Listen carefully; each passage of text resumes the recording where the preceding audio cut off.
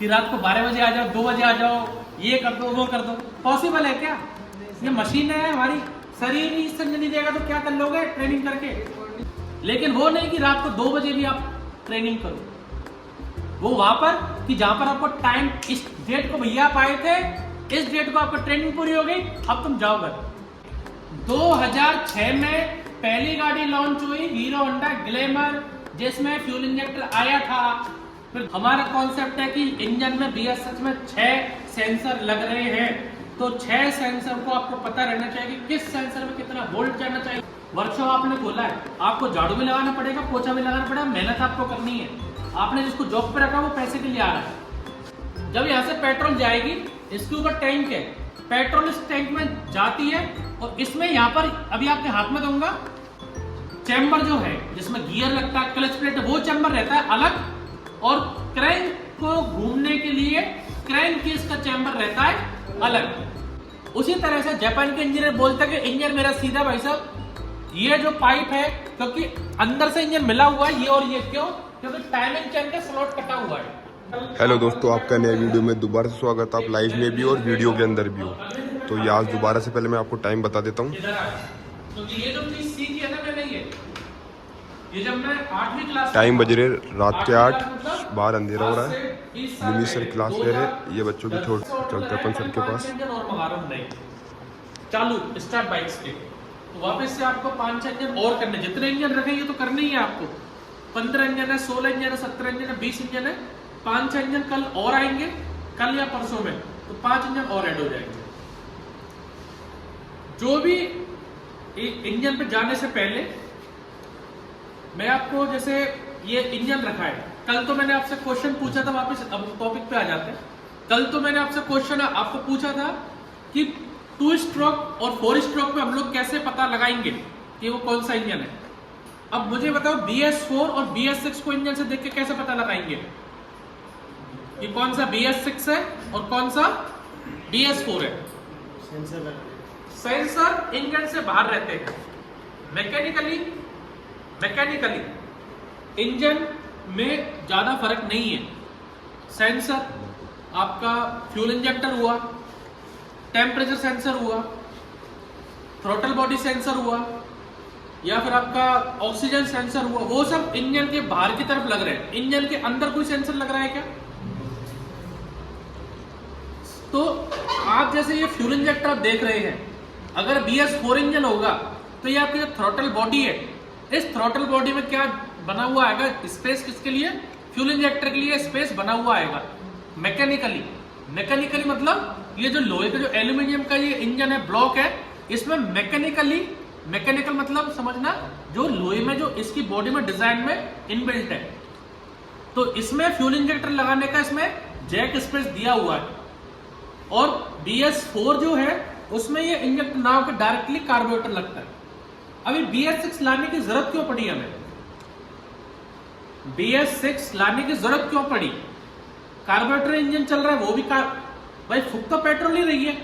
आपके मन में ऐसा आता है कि भाई पॉल्यूशन हो रहा है, धुआं ज्यादा हो रहा है, पॉल्यूशन हो रहा है, डाल तो पेट्रोल ही रहे ना, टंकी में तो पेट्रोल ही जा रहा है। तो फिर ये BS6 में इंजेक्टर, फ्यूल पंप, सेंसर, इनसे क्या फायदा हुआ? नहीं, पॉल्यूशन तो समझ गया, पॉल्यूशन घट रहा है, वो तो मैं आपका सही है, लेकिन पेट्रोल जो टंकी में डाल रहे हैं वही पेट्रोल हम लोग अब भी डाल सकते थे जो कार्बोरेटर चल रहा है। भाई पॉल्यूशन किससे होता है? फ्यूल से। फ्यूल आप डाल रहे हो, तो BS6 में फ्यूल डाल रहे वो भी पेट्रोल है।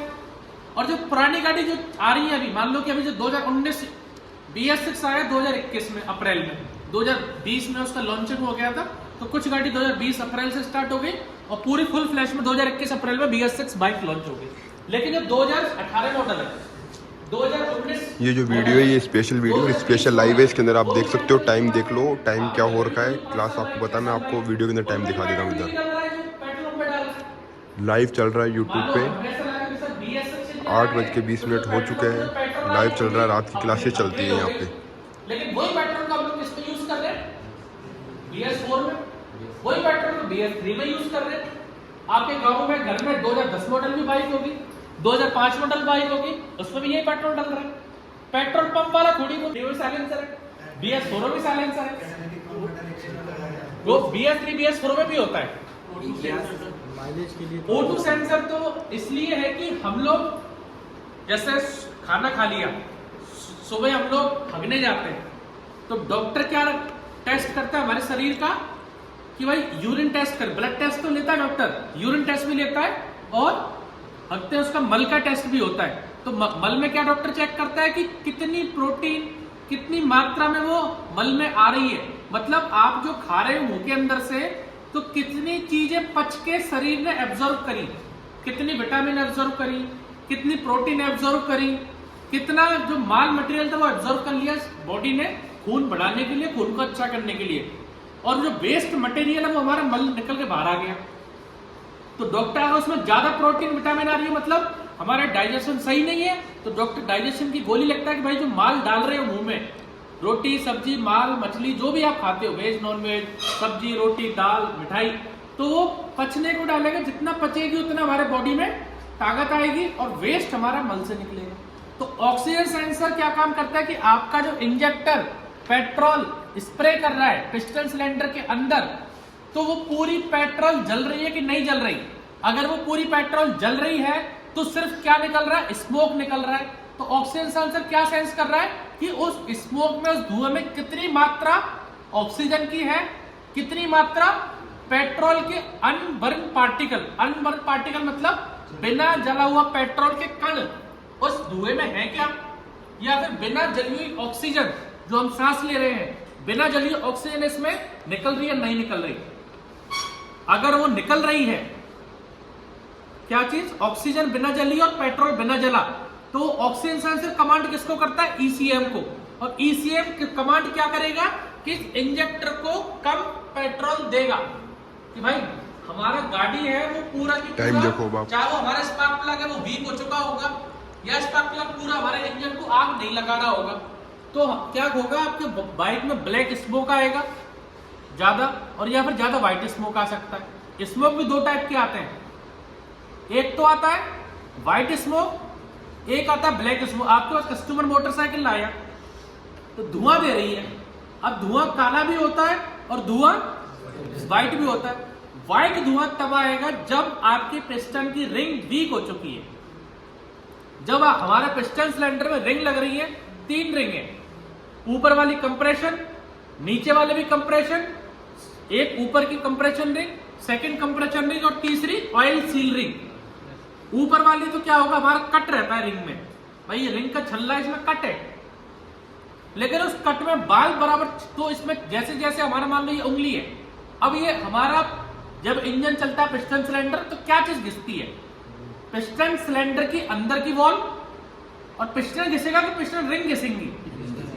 पिस्टन कभी भी फिजिकल संपर्क में नहीं आएगा किसके, ब्लॉक के इंटरनल वॉल के, नहीं समझे।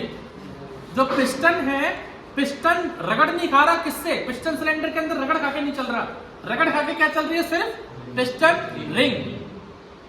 तो क्या चीज घिसती है, ब्लॉक का अंदर वाला पार्ट तो क्या हो जाता है, चौड़ा होता जाता है, और रिंग जो है वो क्या होती जाती है, छोटी सिकुड़ती जाती है। अब ये चल रहा है, अगर ये रिंग, मेरी उंगली को आप रिंग माने, तो अगर ये बाहर से घिसेगी और ये पिस्टन सिलेंडर अंदर से घिसेगा, तो रिंग चौड़ी होकर क्या होती जाएगी, ऐसे होती जाएगी, और आपका गैप है वो क्या होता जाएगा, बड़ा हो जाएगा। अब जितना गैप बड़ा होगा, तो ऊपर से जो ब्लास्ट हुआ है पिस्टन सिलेंडर के अंदर, जो प्रेशर हमारे पिस्टन पे जाना चाहिए था, वो पिस्टन पे ना जाके वो क्या हो गया, लीक होके सेकंड रिंग पे आ गया। अगर उस सेकंड रिंग उसको नहीं रोकेगी, या फिर सेकंड रिंग का कट भी आपने वही ला दिया कि पहला कट भी वही है, सेकंड का भी कट वही है, तो रास्ता पूरा सीधा हो गया, वो पूरा की पूरा ब्लास्ट जो है प्रेशर वो कहां चले जाएगा, ब्लॉक में। इसलिए आप कोई भी इंजन देखो, ब्लो बाई गैस के लिए पाइप रहता है, पल्सर वगैरह में तो ये पाइप आप देखा, ये देखा पाइप। और होंडा की जो है जापान की टेक्नोलॉजी है, जो होंडा शाइन देखो आप, तो उसमें पाइप कहां लगा रहता है, देखा ही नहीं देखा। तो इंजन के अंदर जो गैस ब्लो बाई होके जो एक्स्ट्रा गैस है वो पिस्टन सिलेंडर के अंदर पहुंच गई, तो होंडा तो बोलती है, जापान के इंजीनियर अलग एडवांस लेवल का ज्ञान लगाते हैं कि भाई जो गर्म गैस है वो कहाँ जाती है, ऊपर के नीचे। गर्म गैस है भाई, हमारे घर में एग्जॉस्ट फैन लगा रहता है, ऊपर लगा रहता है कि नीचे।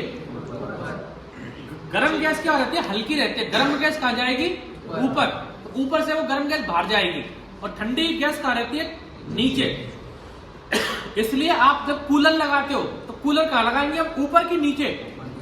कूलर नीचे लगेगा बेड के लेवल में, क्योंकि वो अंदर जाए कुछ टाइम में वो हवा गर्म होकर ऊपर पहुंच जाएगी। और एसी लगता है हमेशा ऊपर, कि सबसे ज्यादा गर्म हवा ऊपर की तरफ तैरती है, तो ऊपर से वो ठंडा करेगा, और कूलिंग ऊपर से नीचे ठंडी गैस तैरती हुई नीचे बैठेगी।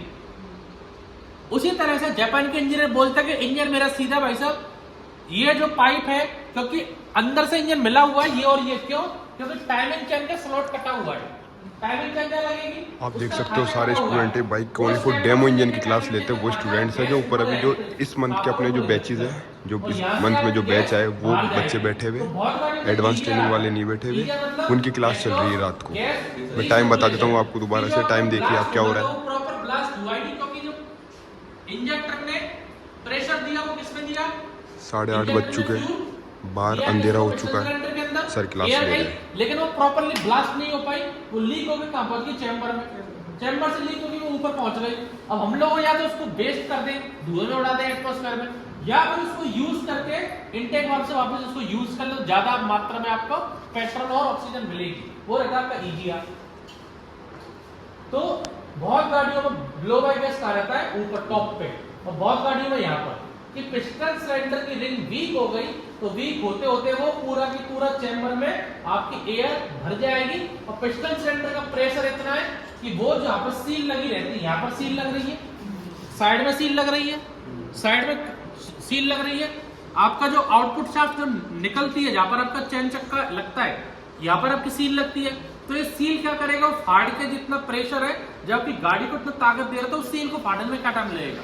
इस सील को क्रैक करके फाड़ के वो पूरा के पूरा ऑयल के साथ बाहर आता है। इसलिए हम देखा होगा जो पुरानी जो गाड़ी हो जाती है, जो धुआं देने लग जाती है व्हाइट, धुआं देने का मतलब क्या, व्हाइट जो टॉपिक पे आता हूं मैं, व्हाइट धुआं देने का रीजन कि जो रिंग है वो वीक हो गई है, तो ऊपर की गैस तो कहाँ रही है, नीचे, और नीचे का ऑयल कहाँ जा रहा है, लीक होकर ऊपर। तो पेट्रोल से ऑयल जलेगा तो वो धुआं देगा ही देगा। तो व्हाइट स्मोक अगर आपका दे रहा है, तो वो किसकी वजह से दे रहा है, पिस्टन लीक को वीक होने की वजह से। उस कंडीशन में हम लोग गाड़ी का हाफ इंजन करके कस्टमर को दे सकते हैं, हाफ इंजन करके। अगर क्रैंक, क्योंकि हम लोग टेपेट कवर खोलेंगे, हेड खोलेंगे, ब्लॉक खोलेंगे, तब हम लोग का जो कनेक्टिंग रॉड है वो आपके पास आ जाएगी। तो कनेक्टिंग रॉड को दो तरह से चेक करना है, ऊपर नीचे करके। पूरी क्रैंक ऊपर नहीं, हल्की सी ऊपर प्ले नहीं आनी चाहिए उसमें। अगर प्ले आ रही है तो उसकी बेयरिंग खराब होगी, वो फिर खट खट खट खट खट खट खट आवाज आएगा, वाइब्रेशन आएगा, तो चेक कर सकते हैं। और दूसरी प्ले उसको, जो जैसे ये अपना अभी इंजन इस कंडीशन में रखा है, तो हमारी जो कनेक्टिंग रॉड है वो ऐसे लग रही है, तो ये हमारी यहाँ पर आएगी, सीधी सीधी आपकी कनेक्टिंग रॉड ऐसे आएगी, और यहाँ आपका पिस्टन लगेगा ऐसे। तो इसको ऐसे लाना, ऐसे नहीं लाना, ऐसे तो लेगा, ऐसे लाना है इसको, ऐसे, समझ रहे हैं। तो ये प्ले नहीं होनी चाहिए, ये प्ले होनी चाहिए, लेकिन आगे पीछे वाली प्ले नहीं होनी चाहिए। एक तो ऊपर नीचे वाली अप एंड डाउन, और एक लेफ्ट एंड राइट वाली प्ले। अगर वो प्ले है तो हम क्रैंक को टर्न, देसी भाषा में क्या बोलते हैं, क्रैंक को टर्न करवाना, उसको खोल के टर्न करवाएंगे। अदरवाइज हम लोग हाफ इंजन करके कस्टमर को दे सकते हैं, चल सकता है। लेकिन कॉपर और एल्यूमिनियम के गियर के वॉर्सल आपको नए डालने पड़ेंगे, मतलब ऑयल जहां पर जाता है वो सब कुछ आपको रिपेयर करना पड़ेगा। तो ये तो हो गया फुल इंजन ओवरऑलिंग। अगर इंजन सीज हुआ है किस वजह से, सिर्फ ऑयल ना होने की वजह से। दूसरा इंजन, कि इंजन में आधा ऑयल था, या इंजन ऑयल कूल्ड, वो लिक्विड कूल्ड था, जैसे R15 है या KTM है, इनमें अगर इंजन सीज हुआ है किसकी वजह से, पानी ना होने के कारण। दोनों अलग अलग कंडीशन है, इंजन पूरा नहीं खोलना आपको, दोनों अलग चीज है। इंजन सीज हो रहा है ऑयल ना होने की वजह से, मतलब ऑयल नहीं था, चैम्बर फट गया, सील फट गई, इंजन ऑयल उठा रहा था, आपने बोला चलने देते बाद में करवाऊंगा, तो इंजन ऑयल पूरा चाट गया, ऑयल बचा ही नहीं। उस कंडीशन में अगर इंजन आपका सीज हुआ है तो आपको फुल इंजन करना पड़ेगा रिपेयर, दूसरा ऑप्शन नहीं है। और अगर आपका इंजन सीज हुआ है पानी ना होने की वजह से, रेडिएटर फट गया, रेडिएटर का पाइप फट गया, आपका जो R15 जब आप करेंगे, सर्विस करेंगे उसमें, तो उसमें पानी की वाटर लाइन चलती है, उसमें पंप लगा रहता है, वाटर पंप रहता है जो इनमें नहीं रहता। R15 में पंप लगा रहता है, जो ड्राइव किससे लेता है, कैम शाफ्ट से ड्राइव लेता है। वो दिखाएंगे जब आप सर्विस पर जाओगे नीचे। तो वो पंप फेल हो गया, उसकी पंखड़ी टूट गई प्लास्टिक की। जैसे कूलर में पानी है, कूलर गर्म, पानी काम नहीं करेगा, पंखा फेल हो गया तो कूलर आपका चलेगा लेकिन गर्म हवा देगा। उस टाइम पे आप समझ जाओ गाड़ी चल रही है आपकी R15 KTM, लेकिन वो इंजन के पास ओवर हीट हो रहा है इंजन। आपने ऑयल खोल के चेक किया, घर पे ऑयल तो पूरा है लेकिन ओवर हीट हो रहा है, पानी आप चेक नहीं कर पाए। तो अगर पानी ना होने की वजह से इंजन सीज हुआ है तो हाफ इंजन करके आप इंजन को रिपेयर करके दे सकते हो, क्योंकि पानी सिर्फ कहां चलता है, ऊपर वाले पार्ट में, पिस्टन सिलेंडर पे और हेड पे, बस दो ही जगह पानी चलेगा। उस कंडीशन में इंजन सीज होगा, पिस्टन खुल जाएगा और हमारा चैम्बर इसको पकड़ लेगा, टाइट कर लेगा। तो दोनों कंडीशन अलग है। इंजन सीज होने आया है तो दो, आप कस्टमर अगर जेन्युइन है, आपको पैसा उसका बचाना है, क्योंकि पानी हमारी क्रैंकशाफ्ट को ठंडा नहीं कर रहा। तो क्रैंकशाफ्ट को ठंडा कौन कर रहा है, ऑयल। गियर को ठंडा कौन कर रहा है, ऑयल। जो अपना जो क्लच प्लेट है उसमें क्या भरा हुआ है, ऑयल। तो वो चीजें जो हमारी खराब हुई थी, तो पानी है या नहीं उससे मतलब नहीं है मेरे, मैं तो ऑयल में चल रहा हूं। कार है, कार में इंजन ऑयल अलग रहता है, गियर ऑयल अलग रहता है कार में। ये देख लेना ओल्ड वाली, और जो नई वाली आ गई क्लासिक या फिर जो जे सीरीज जो ब्रांड न्यू है BS, उनमें एक ही चैम्बर हो गया इसकी तरह, उसमें एक ही ऑयल है। तो कार के एग्जाम्पल समझो कि जो इंजन में जो चैम्बर हमारा कार का इंजन सीज हुआ है तो उसमें गियर रिपेयर आप करोगे क्या? कार का इंजन सीज हुआ है तो उसमें इंजन को रिपेयर करोगे, गियर को रिपेयर करोगे कार में, इंजन को। तो गियर में तो ऑयल है ही है, गियर में तो ऑयल डला हुआ था। तो अब इंजन अगर सीज हो रहा है मेरा इंजन ऑयल की वजह से, तो ऑप्शन कोई है ही नहीं, मेरे को पूरा इंजन रिपेयर करना पड़ेगा। अगर इंजन सीज हो रहा है मेरा पानी की वजह से, तो फिर हमको क्या सिर्फ करना पड़ेगा, हेड और ब्लॉक का काम करना पड़ेगा। उस कंडीशन में आपको इंजन खोलने की जरूरत नहीं है। तो इंजन सीज का मतलब ये नहीं लाना आपको इंजन सीज हो गया फुल इंजन रिपेयर करके दो। इंजन सीज का मतलब ये किस कारण से हुआ है, पानी की वजह से, भैया ठीक है कस्टमर भाई तेरा हाफ इंजन में काम हो जाएगा, क्योंकि ऑयल पूरा होना चाहिए लेकिन उसका, और इंजन नहीं है तो बोल दो भैया तेरा लंबा खर्चा है, अब बैठ जा, इंजन पूरा रिपेयर होगा। ये हो गया आपका इंजन सीज की कहानी। वापस में मैंने पहला क्वेश्चन आप लोगों से पूछा था, BS6 और BS4, BS6 लाने का रीजन क्या है? पॉल्यूशन हो रहा है, ग्लोबल वार्मिंग हो रही है, ज्यादा धुआं आ रहा है। तो फिर पेट्रोल क्यों चेंज नहीं किया हम लोगों ने? BS3 जो गाड़ी है 2005 मॉडल, 2010 मॉडल, 2015 मॉडल, उसमें भी हम लोग यही पेट्रोल डाल रहे हैं, और जो BS6 उसमें पेट्रोल डाल रहे हैं। तो पिस्टन सिलेंडर के अंदर जल तो पेट्रोल ही रहा है, क्यों भाई साहब? पिस्टन सिलेंडर के अंदर जल तो पेट्रोल ही रहा है। आप BS4 देखेंगे, BS3, BS1 देखेंगे तो कार्बोरेटर से पेट्रोल जा रहा है, BS6 देखेंगे तो फ्यूल इंजेक्शन से पेट्रोल जा रहा है। पिस्टन सिलेंडर को तो फ्यूल पेट्रोल ही जा रहा है ना। मेरी तबीयत खराब होगी, मेरे को वेंटिलेटर लग गया, वो नली डाल के मेरे को खाना दे रहे हैं पेट के अंदर, अभी मैं सही हूं तो मैं तो खाना खा रहा हूं, चबा रहा हूं। पेट को तो खाना चाहिए ना, बॉडी को काम करने को। तो फर्क किस चीज में आ रहा है इंजन का, BS4 BS6 का? क्या नाम है आपका? नींद आ रही है? बताओ, थोड़ी देर खड़े हो जाना, नींद आए तो खड़े हो जाने, मजाक कर।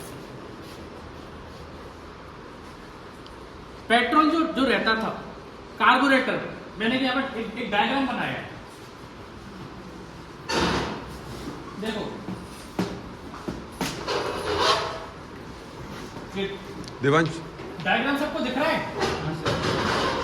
BS3, BS4, BS6 ये हमारा इंजन चैम्बर है, ये हमारा क्रैंकशाफ्ट है, ये हमारी कनेक्टिंग रॉड है, ये पिस्टन है। दो ही वाल्व है, एक इनटेक वाल्व, एक एग्जॉस्ट वाल्व। इनटेक वाल्व हमेशा किस तरफ रहेगा? बैक साइड, कार्बोरेटर की तरफ या फिर फ्यूल इंजेक्टर की तरफ। और एग्जॉस्ट वाल्व हमेशा कहां रहेगा? एग्जॉस्ट जैसे साइलेंसर लग रहा है, तो BS1, BS3, BS4 ये हमारे एयर फिल्टर की यूनिट। एयर फिल्टर से हमारा बीच में आता है कार्बोरेटर। कार्बोरेटर के दो मुंह हैं, एक जाने का जिसमें सक्शन करेगा, क्या बाहर से एयर खींचेगा, और एयर खींच के कार्बोरेटर में पेट्रोल किससे आती है? टैंक से आती है, ग्रेविटी के थ्रू। आपकी टंकी है, टंकी कार्बोरेटर से ऊपर रहती है, कार्बोरेटर से नीचे रहती है, कार्बोरेटर से ऊपर है, तो ऑटोमेटिक जो टी लग रही है वहां से पेट्रोल खुला और पेट्रोल आके इसके अंदर गया। अब इसके अंदर जाकर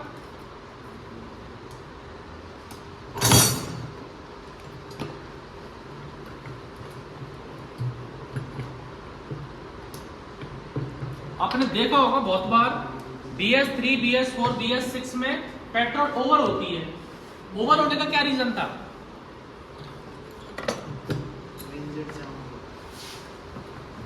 आपकी बाथरूम में हमारा फ्लैशर लगा रहता है, वाल्व चालू है, हम लोग नंबर 1 नंबर 2 करने गए, फ्लैशर फ्लैश किया, उसमें भरता रहता है और उसमें बॉल लगी रहती है फ्लैशिंग, तो बॉल ऊपर आ जाती है और वो क्या करती है? वाल्व को बंद कर देती है। तो ऐसे इसमें ये क्या रहती है हमारी फ्लोटर टब, ये हमारी है फ्लोटिंग टैंक कह लो, डिवाइस कह लो, ये हमारा फ्लोट करता है। फ्लोट मतलब तैरना। तो जब यहां से पेट्रोल जाएगी, जब यहां से पेट्रोल जाएगी, इसके ऊपर टैंक है, पेट्रोल इस टैंक में जाती है और इसमें यहां पर अभी आपके हाथ में दूंगा, यहां पर लग रही है निडल, यहां पर अभी दिखाऊंगा आपके हाथ में देख के। तो ये जो ऊपर नीचे कर रहा है ना, ये निडल ऊपर नीचे हो रही है। अभी कार्बोरेटर ऐसा है, तो ये फ्लोटिंग टैंक क्या है? फ्लोटिंग टैंक इसको आप समझिए, क्योंकि हर मिस्त्री अपनी भाषा में इसको अलग बोलता है, कोई डिब्बी बोलता है, कोई कुछ भी बोलता है। सिंपली टेक्निकली इंजीनियरिंग में इसको फ्लोटिंग टैंक बोलते हैं। ये अभी चैम्बर है कार्बोरेटर का, पेट्रोल इसमें आना स्टार्ट हुआ, इसमें पेट्रोल भरना स्टार्ट हुआ। पहले पेट्रोल यहां भरा, फिर यहां भरा, फिर यहां भरा, फिर यहां भरा। तो जैसे जैसे ये भरता जा रहा है, अभी ये नीचे जैसे जैसे भरता जा रहा है, वैसे वैसे फ्लोटिंग टैंक का भार क्या होता जा रहा है? ऊपर होगा। और जब ये पूरा भर जाएगा तो ऊपर होके यहाँ पर इसकी निडल लग रही है। क्या लग रही है? निडल। इसमें आगे बारीक सी निडल है और रबड़ का वार्सल है। अभी आपको दिखा दूंगा खोल के, रबड़ का वार्सल है। वो क्या करेगा? अभी मैं इसको हवा दे रहा हूं, तो ये हवा से जा रही है। अब जैसे कोई आपको कार्बोरेटर चेक करना हो, आपको अगर निडल चेक करनी हो तो निडल कैसे करेंगे? ये जो पेट्रोल वाला पाइप है, इसमें क्या करनी है? हवा देनी है, तो इसमें हवा निकलेगी। देखो, हाथ लगाओ इसके नीचे, इधर आ रही है हवा। और अब मैं इसको हाथ से क्या करूंगा? फ्लोट इसको बंद कर दूंगा, तो नहीं जानी चाहिए। अगर जा रही है तो ये निडल बहुत सा 10-15 रुपए 10-5 रुपए की आती है, ये निडल डाल दो। अब ये निडल खराब क्यों होती है रबड़ का? क्योंकि टैंक है वो आपका लोहे का है। लोहे के टैंक में उसमें क्या रहता है? अंदर कोरोजन हो जाता है, जंग हो जाती है। और वो जंग क्या होती है? पेट्रोल पाइप से जो टीप तो लगी रहती है, लेकिन टी में भी जाली छलनी रहती है। और टी से कुछ, लेकिन जो आपका टी तो जाली तो क्या लगे? पेट्रोल टैंक में लग रही है, लेकिन जो छलने के बाद जो टी है वो भी तो लोहे की है, उसमें भी लग सकता है, जंग लग सकती है। उसमें हम लोग बार बार घुमाते हैं उसको। तो कोई भी चीज मूविंग कर रही है, कोई भी चीज घूम रही है, पेट्रोल टी रिवर्स लगाओ, ऑन में लगाओ, रिजर्व में लगाओ, तो घूमने वाला पार्ट क्या है? हमेशा घिसता ही है। तो जो घिसने वाले कण है, पार्टिकल, वो पाइप में आके क्या होता है? निडल में इसमें फंस जाते हैं और इसको क्या कर देते हैं? ब्लॉक इसको कर देते हैं। तो उस कंडीशन में क्या होता है कि ये जो फ्लोटिंग डिवाइस है, ये मेरी पूरी भर गई।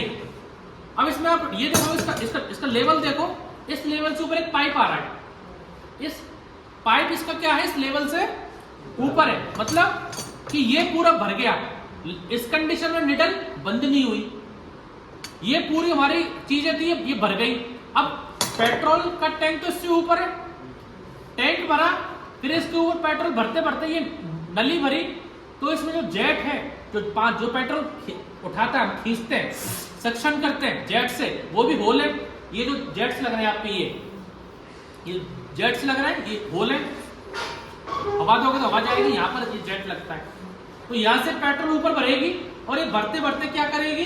जब इसका लेवल यहाँ जाएगा तो पेट्रोल कहाँ जाएगी? इंजन के अंदर जाएगी, और इंजन के अंदर जाके पिस्टन सिलेंडर में पेट्रोल जाएगा। पिस्टन सिलेंडर पेट्रोल जाके जो मैंने बताया रिंग है, वो रिंग में बाल बराबर भी अगर गैप रहता है, और रहता ही है गैप, भाई कट तो है ही है ना, कट पूरा बिल्कुल बंद हो ही नहीं सकता, उसमें बाल बराबर गैप रहता है। उसके लिए गेज है, वो जब आप करोगे तो गेज ऐसा चांस हमारे पास जी सर। जब आप नीचे वर्किंग BS6 पे जाओ तो गेज से आप कर सकते हो कि कितना कट उसमें रहना चाहिए। तो पेट्रोल जब इसमें भरी तो पेट्रोल इसमें भर जाएगी, पूरे चैम्बर में भर जाएगी, तो पूरा इंजन सत्यानाश हो गया। तो फिर इसको सेफ्टी के लिए हम लोगों ने क्या लगाया कि ये टैंक जो है इसमें मैंने पाइप दिया कि अब भाई अगर किसी कंडीशन में पेट्रोल इस लेवल से ऊपर आ जाती है तो क्या करेगी, ये ओवरफ्लो पाइप है, ये इस ओवरफ्लो पाइप से क्या होगा, यहां पर भरेगी और यहां से ये फैलती हुई निकल जाएगी। ये ओवरफ्लो पाइप किसमें नहीं होता था, आपके स्कूटर में। ओवरफ्लो पाइप किसमें नहीं होता था, स्कूटर वगैरह में नहीं आता था। तो आपने देखा होगा उसकी साइलेंसर पेट्रोल फैलती थी, साइलेंसर से ओवरफ्लो होता था, पता लगता था कि साइलेंसर से पेट्रोल टपक रही है। उस कंडीशन में पेट्रोल पिस्टन सिलेंडर में भी चली गई, थोड़ा बहुत इंजन में भी चली गई, लेकिन उसमें प्लस पॉइंट क्या था कि 2 स्ट्रोक में पिस्टन सिलेंडर कनेक्टिंग रॉड के नीचे क्या होता था, क्रैंक केस। तो पेट्रोल अगर पिस्टन सिलेंडर में भर भी रही है तो पिस्टन सिलेंडर से वो लीक होकर किसमें जाएगी, क्रैंक केस में, और क्रैंक केस में तो ऑलरेडी पेट्रोल भरी हुई है, तो वो आपके इंजन में मिक्स नहीं होता था पेट्रोल। नहीं समझे, क्या नाम है सर, भागवत जी, नहीं समझे नाम, भागवत। अगर इसमें ये वाला अगर इसमें सेफ्टी के लिए ओवरफ्लो पाइप नहीं होता, दोबारा समझो, टंकी से ऊपर है, पेट्रोल इसमें आ रहा है, ये पूरा चैम्बर भर गया, तो ये बंद हो जाना चाहिए। इसने ये निडल लग रही है, ये बाल बंद हो जाना चाहिए, उसमें पेट्रोल यही रुक जानी चाहिए थी, लेकिन कचरा आ गया इस निडल में, तो पेट्रोल ये तो हो गया बंद, लेकिन पेट्रोल आना क्या हुआ, बंद नहीं हुआ। पेट्रोल आना मतलब पेट्रोल रेगुलर आता रहा। तो अगर ये सेफ्टी आपका ओवरफ्लो पाइप नहीं होता तो ये क्या होता है, पूरा भरने लग जाता, और 9 बजने वाले, पेट्रोल लीक होके क्लास चल रही है, बाहर अंधेरा हो रखा, बच्चे यहाँ बैठे, पिस्टन सिलेंडर के अंदर जाता और पेट्रोल पिस्टन सिलेंडर से लीक होकर चैम्बर में चली जाती और ऑयल को बर्बाद कर देती। क्या पता इंजन स्टार्ट में इंजन में ब्लास्ट हो सकता था पूरा, जो पेट्रोल से भर जाता पूरा। 2 स्ट्रोक में भी होता था ये केस, लेकिन 2 स्ट्रोक जब आप इंजन खोलेंगे, अभी आपने खोला नहीं है, 2 स्ट्रोक इंजन में क्या, जो आपका जो ये है आपका चैम्बर जो है जिसमें गियर लगता है, क्लच प्लेट, वो चैम्बर रहता है अलग, और क्रैंक को घूमने के लिए क्रैंक केस का चैम्बर रहता है अलग। तो उस क्रैंक केस के चैम्बर में ऑलरेडी पेट्रोल भरी रहती है, तो पेट्रोल अगर इसमें जाती थी 2 स्ट्रोक में, तो इनटेक वाल्व से पेट्रोल जाके पिस्टन सिलेंडर के अंदर भरती थी। पिस्टन सिलेंडर से अंदर वो नीचे क्रैंक केस था, वो पूरा पेट्रोल से पहले से भरा रहता था। तो ओवरफ्लो कहां से होती थी, साइलेंसर से निकल के कहां जाती थी, वो नीचे साइलेंसर स्कूटर में से आपको दिखती थी टपकती हुई, किसमें से, साइलेंसर में से, स्कूटर में, शायद देखा भी होगा आपने पहले किसी ने। तो रीजन उसको यही था, क्रैंक केस थी उसमें। फिर हम लोगों ने क्रैंक केस नहीं किया, तो फिर इसमें ये हम लोगों ने सेफ्टी के लिए, भाई ये टैंक भर गया तो ओवरफ्लो के लिए पाइप लगा दो, तो पेट्रोल यहीं से फैलती रहे, इंजन के अंदर ना प्रवेश करे। वापस आए थे इस टॉपिक पे, एयर फिल्टर था, कार्बोरेटर था। कार्बोरेटर ने क्या किया, एयर खींचे से 2 पाइप है, एक पाइप आने का है हवा खींचने का, और हवा खींचता कौन है, जब पिस्टन इनटेक से टीडीसी से बीडीसी पे जा रहा है, तो क्या कर रहा है, वो इनटेक कर रहा है, हवा खींच रहा है। तो हवा जब खींच रहा है तो जितनी, ये है अपना बटरफ्लाई बॉल, कौन सा बॉल भाई, बटरफ्लाई बॉल भाई, जितना मैं एक्सीलरेटर दूंगा उतना क्या होगा, हवा ये यहां से खींचेगा, प्लस कार्बोरेटर का जो जेट है, ये जो जेट लगे हुआ है, ये किस में डूबे रहते हैं, पेट्रोल में। तो वैक्यूम से क्या होगा, ये जेट से पेट्रोल ऊपर जाएगा, यहाँ से एयर आ रही है, यहाँ से आ रही है, फिर वो दोनों मिक्स होके क्या जाती थी, पिस्टन सिलेंडर के अंदर। अब मैंने कल की क्लास में आपको एग्जांपल बताया था चूल्हे वाला, कि अगर मेरे को सिर्फ ऑक्सीजन दूं चूल्हे के अंदर, तो लकड़ी उतनी थी, सिर्फ मैंने ऑक्सीजन दिया, तो ऑक्सीजन देने से हमारे पिस्टन सिलेंडर के अंदर आग बढ़ी और इंजन ने ज्यादा पावर और टॉर्क निकाल के दिया, पेट्रोल नहीं बढ़ाई, सिर्फ क्या बढ़ाया, हवा। लेकिन इस कार्बोरेटर में क्या दिक्कत है? इस कार्बोरेटर में ये दिक्कत है, मैं जितनी हवा खींचूंगा उतना ज्यादा पेट्रोल ये खींचेगा अपने से। खींचेगा नहीं खींचेगा? सोचो आप भाई, इसमें मैं जितना हवा खींचना चाहूं तो हवा के संग संग ये क्या खींच रहा है? ये बोलता है फ्यूल इंजेक्टर भाई कि ड्राइवर साहब कितने भी रेस दे लो, थ्रॉटल बॉडी जो है उसमें इंजेक्टर तो अलग लग रहा है, ये इंजेक्टर अलग है। ये बोलता दादा भाई तुम्हारा सेटअप सिस्टम तो तुम्हारी सेटिंग यहाँ पर है, थ्रॉटल बॉडी तो यहाँ लग रही है इसमें पाइप में। थ्रॉटल बॉडी में सिर्फ क्या जाती है? हवा जा रही है। तुम्हारा टीपीएमएस सेंसर वाला जो है वो थ्रॉटल पोजीशन सेंसर, इसमें क्या जा रही है? सिर्फ हवा। ये बोलता भाई मैं तो राजा आदमी हूं, तुम एक्सीलेटर दोगे, थ्रॉटल टीपीएमएस सेंसर खोलेगा बाल तो सिर्फ हवा जाएगी तुम्हारे अंदर। तो ड्राइवर साहब कितनी भी रेस दो, तुम्हारे अंदर क्या जा रही है? सिर्फ हवा। पेट्रोल तो मैं उतना दूंगा जो मेरे को ईसीएम बोलेगा भाई। इस कंडीशन में तो जितनी हवा लूंगा उतना पेट्रोल जाएगा। तो अगर मैं फर्स्ट गियर डाला, हों करके बाइक को भगा के ले गया, तो जो मेरे को सिर्फ एयर चाहिए थी कार्बोरेटर वो एयर नहीं मिली। इसने जितनी एयर ली इसने उतना पेट्रोल लिया, पेट्रोल पूरा गया, वेस्ट हुआ। तो मेरे को जो पावर सिर्फ हवा से मिल सकती थी तो मैंने उसके संग क्या वेस्ट कर दिया? पेट्रोल। तो इंजेक्टर आया BS6 में। अब आपको डर लगता है कि साहब फ्यूल इंजेक्टर आ गया, ये तो बहुत बड़ी चीज हो गई। फ्यूल इंजेक्टर कितने साल पहले आया था बताओ मेरे को? आप में से ऐसे कितने लोगों ने 2-3 साल गैरेज पर काम किया है? गैरेज पे कौन कौन काम किया? क्या नाम है? अमोल। कितने साल काम किया है? 3 साल। फ्यूल इंजेक्टर कितने साल पहले आ गया था? 2009 से। हाँ भाई बताओ। 2020 में आया। बताओ भाई इंजेक्टर कब आया? 2008-9 में आ गया। 2006। कितना? 2006 में पहली गाड़ी लॉन्च हुई, हीरो होंडा ग्लैमर। कौन सा क्या आया उसमें? सर लाइव में एक बच्चे ने मैसेज करा ग्लैमर में। ग्लैमर बहुत बढ़िया भाई। Hero Honda glamour. मैं आपको कोई नेट खोल के, कोई फोन मेरे पास नहीं है तो फोन से बता रहा हूं आपको ज्ञान कैसे पढ़ के। 2006 में पहली गाड़ी लॉन्च हुई हीरो होंडा ग्लैमर, जिसमें फ्यूल इंजेक्टर आया था। फिर 2008 में पल्सर ने कॉपी किया किसको? ग्लैमर को। कौन सी गाड़ी निकाली? 220 FI। लिखा रहता है FI। FI मतलब फ्यूल इंजेक्शन। तो ये नई टेक्नोलॉजी नहीं है, बाबा आदम के जमाने की है। जब मैं छोटा बच्चा था, बड़ी शरारत करता था, चिंटू जब तक BS6 ही आ गया था इसमें, तो हमें घबराते क्यों है हम लोग इस चीज से? BS6 ऑलरेडी सिंपल हुआ है।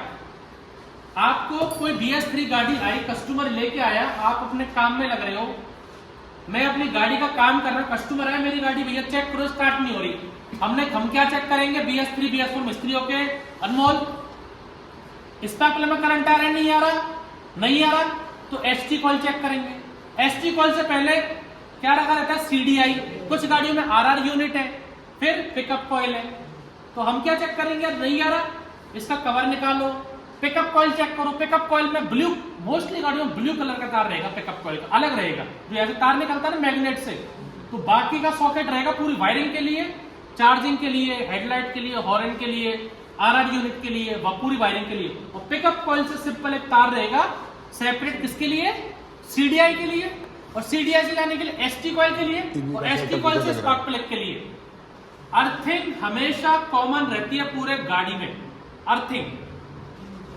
अर्थिंग चाहे वो BS6 हो, चाहे BS4 हो, चाहे BS3 हो, चाहे वो कार हो, चाहे वो मर्सिडीज हो, चाहे वो लूना हो, चाहे वो बाइक हो, चाहे हेलीकॉप्टर हो, अर्थिंग हमेशा कॉमन रहेगी। किससे?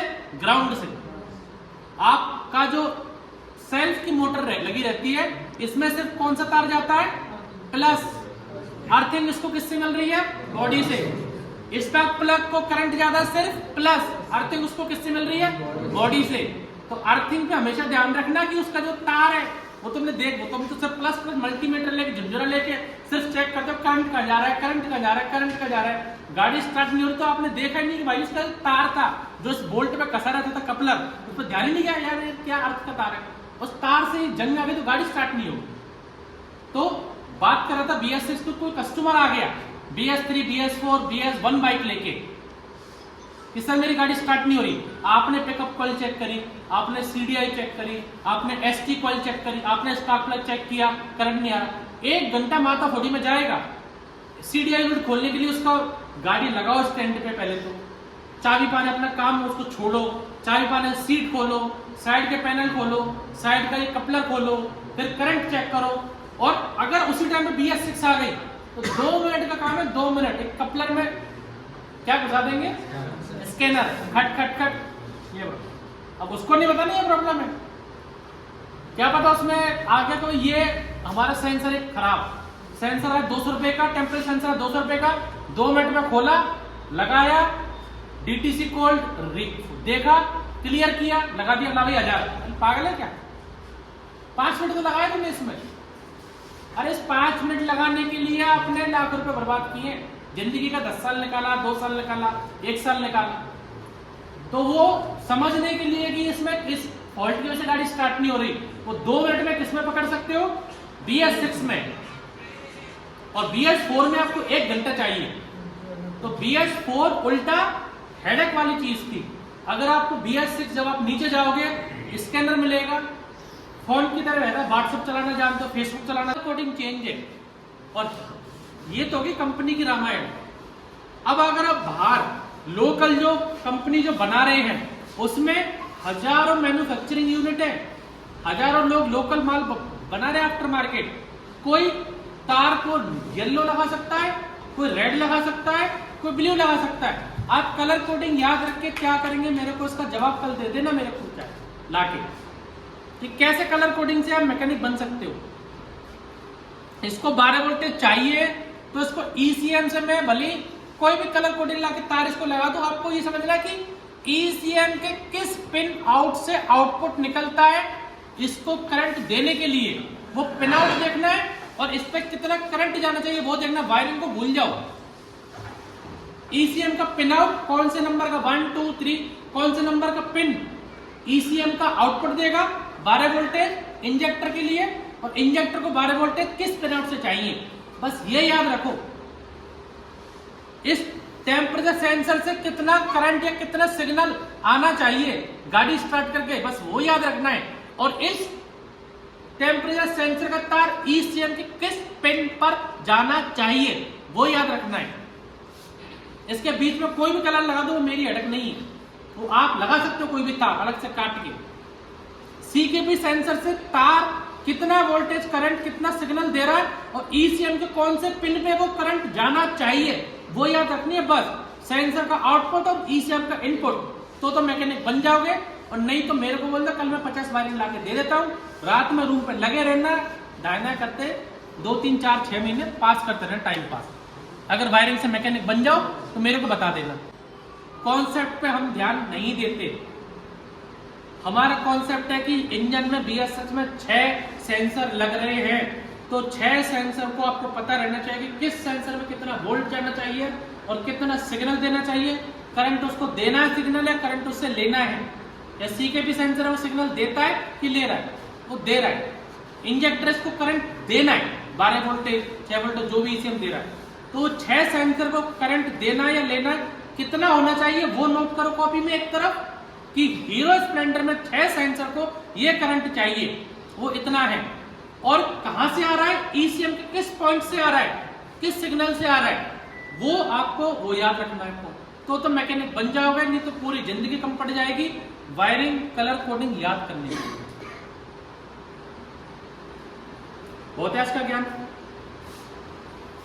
BS4 BS6 को सिर पे मत चढ़ने दो, मैकेनिक बन जाओगे। नहीं आ रहा समझ में 6 महीने रखो, कोई प्रॉब्लम नहीं है। और फिर बोल रहा हूं मैं आप लोगों से, आप जब तक कोई भी चीज क्या वो कमी लगती है आप मेरे को वो चीज बताओ, और नहीं वो 7 दिन में सॉल्यूशन हो जाए तो मेरे को बताना। कोई भी चीज आपको लगता है, जो आते टाइम में यूट्यूब पे बात करता हूं, लोकेश सर है चाहे ये सर है चाहे कोई भी स्टाफ है, सबके मुंह पे बोलता हूं मैं ऑन वीडियो, जो मेरी सोच है वो स्टाफ की सोच नहीं हो सकती है। जो आपकी जो मालिक आपने गैरेज खोला आपका एम्प्लॉय है उसको मतलब नहीं है, वो टाइम देख के आएगा, टाइम देख के जाएगा। उंगली आपको है, दिक्कत आपको है। गैराज आपने खोला है, वर्कशॉप आपने खोला है, आपको झाड़ू भी लगाना पड़ेगा, पोछा भी लगाना पड़ेगा, मेहनत आपको करनी है। आपने जिसको जॉब पे रखा वो पैसे के लिए आ रहा है, तो जो सोच आपके वर्कशॉप को लेके है वो आपकी रहेगी। जो भी चीज आपको कमी लगती है किसी भी चीज को लेके, वो सीधे आपको मेरे को आके बोलनी है। मेरा कोई धंधा नहीं है कि आपका पैसा के इन्वेस्ट करके दूसरी जगह कोई लगा दिया या होटल में लगा दिया, दूसरा कोई काम दाम है। जो है जो दाल रोटी वो यही है मेरी। आप लोग कभी भी आपको 1 महीने बाद 2 इंजन कम पड़ रहे हैं, सर इंजन और मंगा दो 5, हो सकता है 2 या 3 दिन लगे लेकिन वो आ जाएंगे। सर BS6 बाइक में सामान कम है, लिख के दो। ट्रेनर को नहीं, सीधे मेरे पास आओ। ट्रेनर से मतलब नहीं है, आप मेरे पास आते हो मेरा चेहरा देख के, मेरी बातें सुन के, इसलिए ट्रेनर से वीडियो नहीं बनवाता हूं मैं। आप किस पे विश्वास करके आते हो? मेरे पे विश्वास करके। जो भी कमी महसूस होती है वो सीधे मेरे को आके बोला करो, मेरे चैम्बर में आके कि सर ये बाइक में ये कमी है, या ये बाइक में ये फॉल्ट है, या ये बाइक में वायरिंग कट गई है, ये बाइक में सेंसर खराब है, ये चीज खराब है। जब तक मेरे को पता नहीं रहेगी, जब तक वो चीज रेक्टिफाई नहीं होगी, तो चाहे डेमो इंजन की बात हो, BS6 की बात हो, जो भी प्रॉब्लम आए आपकी पूरी ट्रेनिंग में, सीधे मेरे पास आना है, बिना टेंशन लिए। आपने पैसा दिया है, पैसा खर्च किया है, फ्री में कोई नहीं सीख रहे हो आप, या फिर कोई दान में नहीं पैसा दे रहे हो आप मेरे लिए। मैं आज गाड़ी में घूम रहा हूँ, इस लेवल पे पहुंचा सिर्फ आप लोगों की वजह से, आपके पैसे की वजह से। लूटना नहीं है मेरे को आप लोग। जो भी दिल में ख्याल आए सीधे आके मुझसे मिला करो, बात किया करो, वो मैं आपको करके दूंगा। बहुत बहुत धन्यवाद, आप आए, क्लास सुनी। कल से वापस क्लास में मिलेंगे। रात के 9:15 हो गए, रूम पे आए तो 9:30 हो जाएंगे। सुबह कितने बजे आए थे? 9 बजे आ गए थे ना। इस दौरान दिन का भी खाना खाया होगा, रात का भी खाना खाया होगा, लेकिन शरीर को भी रेस्ट चाहिए 12 घंटे के बाद। अब मैं आपसे बोलूँ रात को 12 बजे 2 बजे आकर ट्रेनिंग कर लूँ, कि रात को 12 बजे आ जाओ, 2 बजे आ जाओ, ये कर दो वो कर दो, पॉसिबल है क्या? ये मशीन है हमारी, शरीर ही संग नहीं देगा तो क्या कर लोगे ट्रेनिंग करके? मैं टाइम आपको दे रहा हूं ना, मैं टाइम आपको दे रहा हूं कि आप 3 महीने में नहीं सीखे, 4 महीने लो, 5 महीने लो, 6 महीने लो, तो फिर दिक्कत क्या है? आप लंबा खींचो कोर्स, नहीं समझ में आए दोबारा कोर्स करो, नहीं समझ में आए 50 बार इंजन खोलो, लेकिन वो नहीं कि रात को 2 बजे भी आप ट्रेनिंग करो। वो वहां पर कि जहां पर आपको टाइम, इस डेट को भैया आप आए थे, इस डेट को आपको ट्रेनिंग पूरी हो गई, अब तुम जाओ घर। मेरे पास कोई डेट नहीं है, ना आने की ना जाने की। कल मिलेंगे वापस एक नए टॉपिक के संग, नई शुरुआत के संग। Thank you for watching. मजा आया? ठीक है सर, थैंक